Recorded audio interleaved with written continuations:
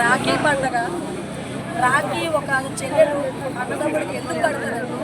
ప్రతి ఒక్కరూ భారతదేశంలో పుట్టిన ప్రతి ఒక్కరూ మన జాతీయ గీతాలు ఉంది సోదర భావం వహించండి అని.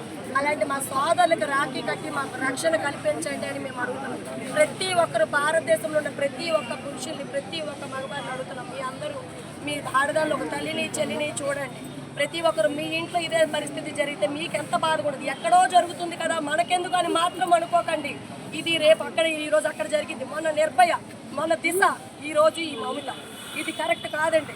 ప్రతి ఒక్క మహిళ ఏం చేశారండి పాపం? మహిళలు ఆడపిల్లలు కనడానికి తల్లి కడుపులో ఉన్న 9 నెలలు మాత్రమేనా మాకు సేఫ్టీ? తల్లి గర్భంలో ఉన్నప్పుడైనా మాకు సెక్యూరిటీ? బయటకు వచ్చాక మాకు సెక్యూరిటీ లేదా? మేము ఆడపిల్లలు కన్నాం, బయటకు పంపాలంటే ఏమవుతుందని భయాందోళనకు గురవుతున్నాం. మూలన్న ముసలిదాని మీద ఏంటండి? ఉయ్యాలు వేసిన పిల్లల మీదండి. ఏంటండి ఈ దారుణాలు? దీన్ని అరికట్టరా? ప్రతి ఒక్క మహిళ నా సోదరి అనే భావంతో ప్రతి ఒక్కరు ఉన్ననాడు ఈ దాడులు ఆగుతాయి. ఎవరికో ఈ విచ్చలవిడి వ్యసనాలకు బానిసలు అయిపోయి దాని మీద ఈ ఆడపిల్లల మీద కన్ను మిన్ను కానకుండా. సరే, ఆడపిల్లల మీద కూడా దాడులు జరుగుతున్నాయి కదా. ఇంకొక విషయం నేను చెప్తాను, నాకు ఇది చెప్పడానికి కూడా నోరు తిరగట్లేదు.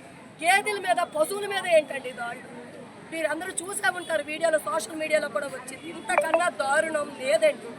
ఇంత రాక్షసంగా ఆడపిల్లల్ని బానిసలుగా చూసినంత కాలం ఈ దేశం ముందుకు వెళ్ళదు.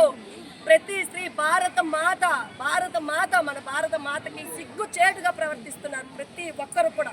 ఇది హెచ్చరికగా చెప్తున్నాను. నేను ఎవరిని రిక్వెస్ట్ చేయడం, ప్రతి ఒక్కరికి కూడా ఒక హెచ్చరిక. ఇలాంటి ఇన్సిడెంట్ ఇంకోసారి జరగకుండా మీ అందరూ కూడా అన్నదమ్ములై మా అందరికీ కూడా మీ అందరికీ పాదాభివందనాలు చేసి చెప్తున్నాం. మహిళలను కాపాడండి. స్త్రీ మాతృమూర్తికి జన్మనిచ్చే అవకాశం ఇవ్వండి. ఆడదాని అమ్మతనాన్ని చూడండి. మీ అందరికీ పాదాభివందనాలు చేసి అడుగుతున్నాను. దయచేసి మహిళలని బతకనివ్వండి. మేము బయటకు రావాలని మీ అందరూ సపోర్ట్ చేశారు. ఒక ఉద్యోగాలు అవని, మహిళలు అవని, ప్రతి దాంట్లో ప్రతి రంగాల్లో ఆడాలి ముందుకు రావాలంటే ఇలాంటి జరుగుతుంటే ఎక్కడ ముందుకు రాగలుగుతాం మేము? ఎక్కడ ముందుకు రాగలుగుతాం మేము? మీ అందరూ మాకు సపోర్టింగ్గా ఈరోజు ఇంతమంది వచ్చిన ప్రతి ఒక్కరికి, డాక్టర్స్ అవని, లాయర్స్ అవని, పోలీసు వారు అవని, మా నాయకులు